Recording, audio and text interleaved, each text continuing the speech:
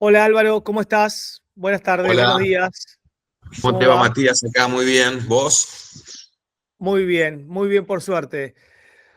Álvaro, continuando con las sesiones de charlas que estamos haciendo, la idea del día de hoy es poder trabajar sobre cómo medir resultados en una empresa.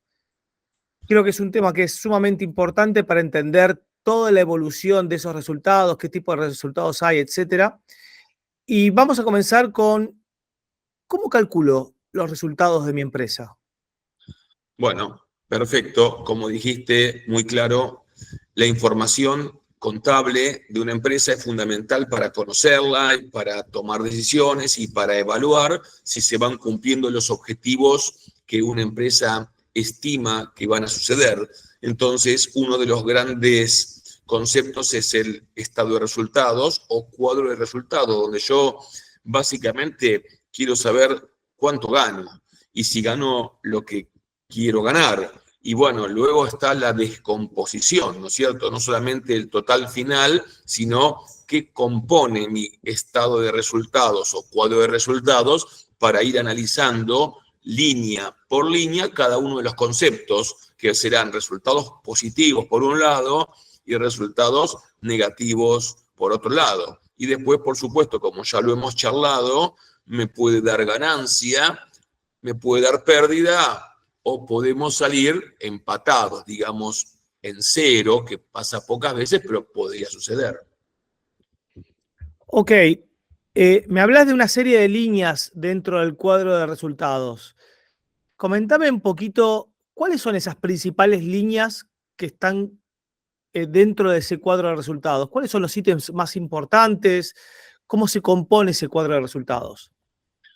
Bueno, si uno comenzara armando grandes conceptos, primero pondría lo que son los ingresos, que serían las ventas, ¿no es cierto? Ya sea de un producto o de un servicio.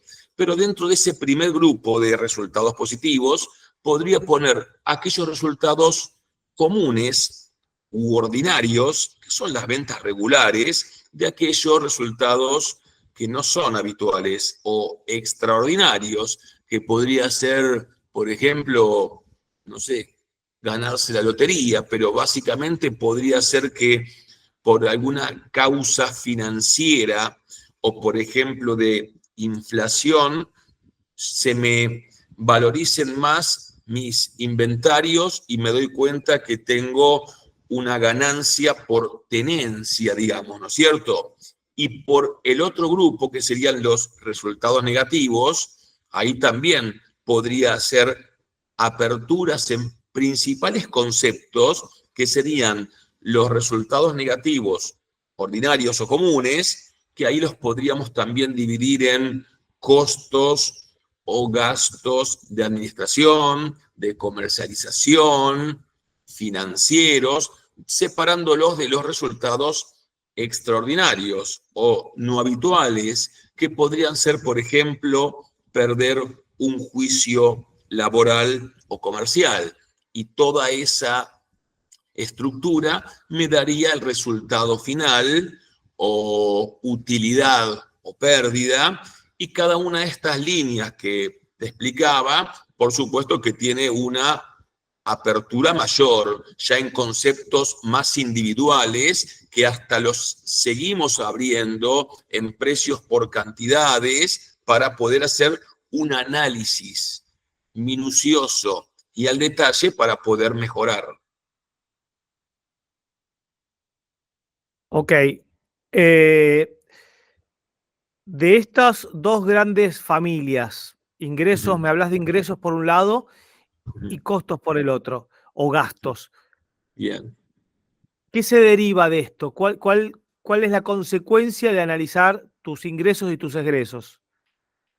buenísimo. Primero, siempre una empresa busca el óptimo, o sea, su mejor funcionamiento y en consecuencia el mejor resultado que se puede obtener. Y eso se hace con una fórmula teórica que es maximizar ingresos, minimizando gastos en equilibrio. O sea, son ingresos y gastos, pero con una suerte de equilibrio, porque uno no puede decir yo quiero ganar y no quiero tener gastos de luz o de internet, porque son gastos necesarios para el funcionamiento. Entonces, ¿cómo hacemos para tener las mejores ventas posibles?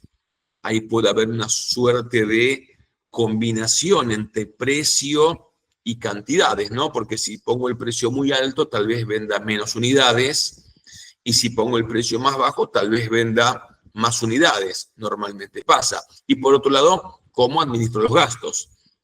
Los gastos de administración que sean eficientes, los gastos comerciales que se relacionen con los ingresos obtenidos y los gastos financieros que también tengan una suerte de análisis de mi situación financiera, del manejo del dinero para determinar si es correcto que yo esté pagando intereses por un préstamo, con un banco, con un financiamiento de proveedores, etcétera. Ok. Y de este cuadro de resultados, ¿qué conclusiones podemos llegar a sacar o cómo le puedo sacar provecho a esta herramienta? Bueno, primero teniendo la información al detalle para poder analizarla. Hay un montón de herramientas para analizar como la tendencia, la composición, la variación, de alguna manera la rotación, tanto en las ventas como en los gastos y cómo evolucionan periodo a periodo y cómo impactan las distintas variables, que es una suerte de análisis de alarmas que tenemos y separándolos, ¿no? Arriba, en el cuadro de resultados, tenemos los ingresos, que son básicamente las ventas. Podrán ser de productos, de servicios, de ambos, y también otro tipo de ingresos, por ejemplo, financieros, donde yo le vendo a un cliente y la unidad se la vendo en 100 euros o 100 dólares, pero si me lo paga el mes que viene, le voy a cobrar intereses. Esos intereses son ingresos secundarios y financieros. Entonces ahí puedo medir qué me está conveniendo. Vender de contado, o sea, pago en el momento, o vender y cobrar a plazos y de alguna manera ir analizando las distintas situaciones. Y en los gastos lo mismo. Ahí tendríamos que definir y conocer, y mucho más en una pyme, y ni te digo una pyme familiar, conocer todos los gastos o costos, que son dos conceptos o vocabularios que serían similares, que son resultados negativos, que la empresa tiene alquileres, salarios, mantenimientos, seguros, honorarios profesionales, servicios de comunicación, servicios públicos relacionados con temas de Internet, con temas de tecnología, movilidad y viáticos y un montón más. Si seguimos, tenemos una lista larga y en conceptos individuales más de 40 o 50 conceptos seguramente fijos que el empresario debe contemplar. Aquel gasto de mantenimiento por la rotura de algún tema de electricidad, de plomería, de albañilería y otros conceptos. También tomando en cuenta que pueden existir resultados ocultos. Esos Ok, resultados ocultos pueden ser, por ejemplo, un juicio, o pueden ser, por ejemplo, un resultado extraordinario, que, por ejemplo, se derrumbe una pared. Entonces tenemos resultados que no teníamos previstos. O también puede haber por el lado comercial un inconveniente en la venta por la incorporación de nuevos competidores al mercado o un problema en las compras por falta de abastecimiento o reducción en mis proveedores. Entonces el producto sube y mi costo de compra se encarece y no lo tenía previsto. Entonces hay una suerte de resultados que uno se los puede imaginar, pero que no son precisos. A esos resultados la contabilidad los llama provisiones o previsiones en función a su probabilidad de ocurrencia. Uno dice, ¿tendré un juicio comercial? ¿Tendré un juicio laboral? Quizá no lo sabemos o quizá algo sí sabemos. ok. Te voy a hacer dos preguntitas, quizás una de ellas un poco más difíciles, pero que creo que pueden ayudar o complementar este contexto. ¿Cómo impacta la inflación en un estado de resultados? Es la primera. Ujú. Y la segunda, el endeudamiento. ¿Es positivo, es negativo? ¿Cómo impacta un estado de resultados?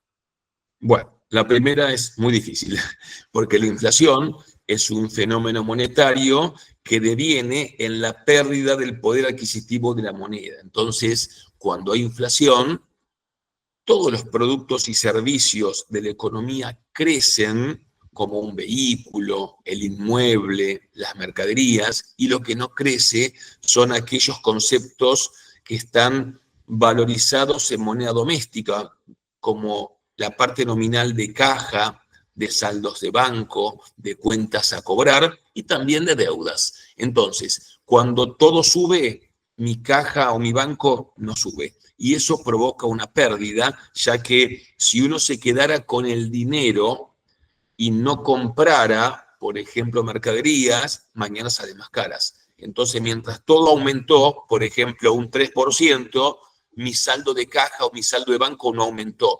Hay que contemplar la administración o el manejo del dinero, que es un tema financiero, para no sufrir los problemas de la inflación. Pero ahí vemos si nos conviene comprar anticipado o no en función a la inflación estimada, esperada, y también la tasa de interés que yo utilizo al aplicar el dinero en una compra de mercaderías y no a ponerlo a trabajar, por ejemplo, en una inversión bursátil. Ahora, Claro. por otro lado, tenemos que un préstamo claramente me muestra una necesidad de efectivo, de cash, ¿no es cierto? Uno dice, necesito comprar una maquinaria o necesito pagar algún gasto corriente, como por ejemplo los servicios públicos o los salarios. Bueno, ahí hay que evaluar si me conviene tomar un préstamo. A veces es inevitable. Estamos en una situación de crisis y tenemos que pedir dinero u obtener dinero de alguna manera. Pero por otro lado está el análisis y nosotros lo llamamos costos diferenciales. Entonces yo digo, estoy mandando a fabricar una parte de mi producto con un tercero. Ese costo de la compra de parte de mi producto, ¿lo puedo comparar con comprarme yo la máquina e integrar al proceso esa producción? Lo que pasa es que esa máquina, que puede salir $5.000 o $20.000, no tengo el dinero. Entonces ahí sí evalúo pedir un préstamo, por ejemplo, bancario. En verdad hay un montón de opciones, ¿no es cierto? Un leasing, pero digo, puedo pedir un préstamo bancario y voy a analizar que estos intereses que me cobran por mes hasta que devuelva la deuda, que son resultados negativos, pero que son menores en función a lo que yo logro por poder fabricar internamente un producto que sería de un costo menor. Excelente, excelente.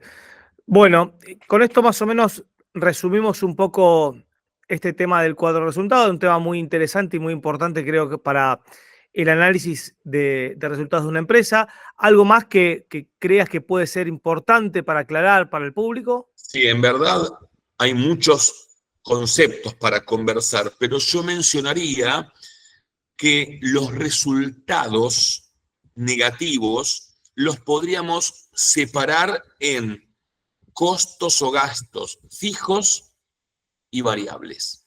Los fijos son aquellos que se mantienen fijos en un determinado lapso de tiempo. Por ejemplo, el alquiler del inmueble, los salarios, su componente fijo, el pago de un seguro, que sabemos que no será fijo para siempre, pero mantienen una situación de el mismo valor Estabilidad. en un tiempo. En cambio, existen conceptos variables, como por ejemplo la compra de mercaderías, por ejemplo, los gastos en servicios públicos, de electricidad, de luz, de gas, de agua, los impuestos que varían en función a la actividad y el componente variable de los salarios que podrían ser comisiones, premios, horas extras. Bueno, ahí tenemos dos mundos.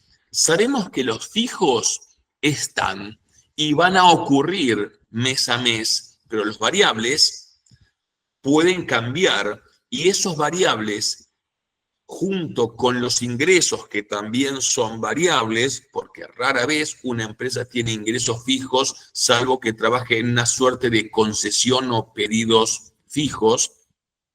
Nos sorprendemos de los ingresos que tenemos, entonces los ingresos variables con los gastos variables me dan lo que se llama contribución marginal o lo que yo gano de manera operativa. Si uno lo quisiera simplificar es lo que yo compro y lo que yo vendo. Por ejemplo, yo puedo comprar un electrodoméstico para venderlo o puedo comprar la chapa y el motor de una heladera, fabricarla y venderla. Entonces digo, lo compré a 10, lo vendo a 15, estoy ganando 5. Sí, con lo variable, mi contribución marginal o resultado, si querés, neto. Y después tendremos los costos fijos. Eso sí hay que pagarlos, para lo cual uno tiene que saber que con la primera parte tiene que ganar lo suficiente para poder pagar lo que siempre tengo que pagar. Los seguros, los salarios fijos, el alquiler del inmueble y algunos otros conceptos como abonos de mantenimiento o abonos de algún profesional. Bueno, estas tres informaciones, ingresos que son variables, costos variables y costos fijos, me sirven para la determinación del punto de equilibrio, que ya lo hemos hablado antes, y ahí determino en dónde gano cero, que a partir de ese punto estoy en zona de ganancias, ¿no? Excelente, excelente. Bueno, Álvaro, con esto estamos dando más o menos por los tiempos un cierre al tema. Me parece que es un tema sumamente importante y que creo que vamos a necesitar desarrollar con más profundidad esta parte más financiera, más monetaria en una próxima charla, ¿sí? Te agradezco mucho, muchas gracias por la contribución, el tiempo y como siempre, seguimos en contacto. Seguramente, estamos en contacto y avanzamos con estos temas de empresas. Muchísimas gracias.